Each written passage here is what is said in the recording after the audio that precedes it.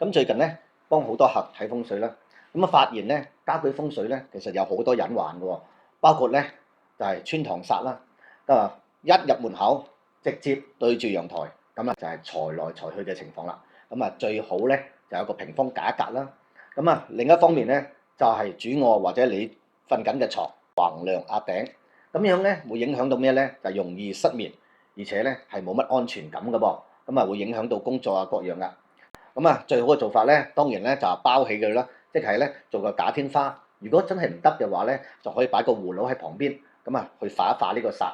鏡對床嚟講咧，有個唔好嘅噃，包括咧你三更半夜嘅時候起身嘅時候，可能會嚇到自己咧，令到自己咧個心慌慌咁樣咧，而且鏡對床嚟講咧會反射另一面㗎。咁咧喺風水上咧個磁場咧都會混亂啲嘅噃。咁啊，如果你真係鏡對床嚟講咧，最好咧就加一塊布去遮掩佢，用嘅時候先打開。如果唔係咧，其實咧唔多唔少咧都會有影響嘅噃。大家不妨咧翻屋企睇一睇，有冇呢3個麻煩字啊？如果有嘅，留言啦，我教你點樣去化解。記得點讚關注哦。